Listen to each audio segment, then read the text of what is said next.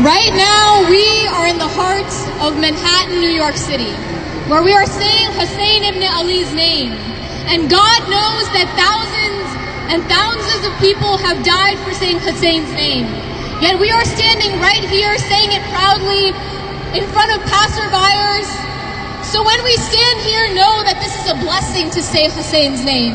And even if you haven't heard his story, I know you have in another life. And even if you haven't visited him, I know that your heart is there. And I know one day when you will call it home. So when we stand here in the heart of Manhattan, New York City, know that we are having a blessing that people have died for. This is what Hussein ibn Ali died for.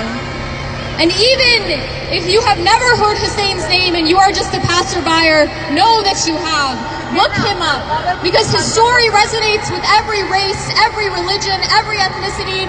No matter where you are from, you know Hussein ibn Ali, because he lives inside of you.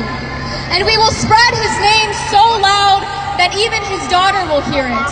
We will spread his name so loud that he is sitting in Karbala and he will hear us and know that he is not alone. So say one more time, Labbaik ya Hussein.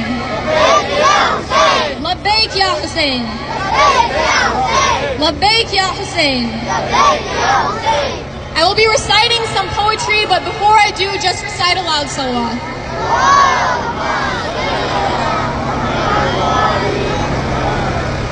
Hussein ibn Ali once said, "Remember me when the truth becomes alone and sad." I remember this quote as the sun dips below the horizon tonight, and I know that although this darkness will come to an end, I can't pretend that I was there to defend him or extend my hand when he needed me most, when death approached him while he was alone, and when we drink water for the next 10 days, I know that we will be having a luxury that never touched his lips. Nothing in life equipped us for a heartbreak like this. For how can we play with these children tonight knowing that Sakina's parents never got to see her growing up and the mother of that baby is coping with his absence? How can we live a life knowing that Hussein gave his? How can we stop the tears from flowing when today is the beginning of the drought, the beginning of a life without Hussein ibn Ali? Tonight, it seems like the sun is trying to stop itself from setting so it can at least allow the mothers to continue resting before the army of Yazid will begin wrecking their tents. And tonight, we pray to God that we can go back to that moment when that man stood alone and was surrounded by his opponents. And we pray to God we can do more than just offer our condolence to him. And I ask you all, what have we done to live a life when Hussein gave his? How can we stop the tears from flowing when today is the beginning of the drought, the beginning of a life without Hussein ibn Ali?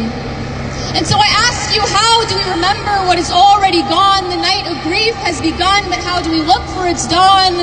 We hold on to the one thing that reminds us of Hussein, and that is the truth. A story that is 1,400 years old, yet tonight will feel like the first time it is told, a story that rolls off our tongue every time we say Ya Hussein. A story of a man who gave everything in the name of justice, a story that takes every problem and manages to encompass the solution, a story that inspired revolutions. And I tell you, Hussein was greater than any death.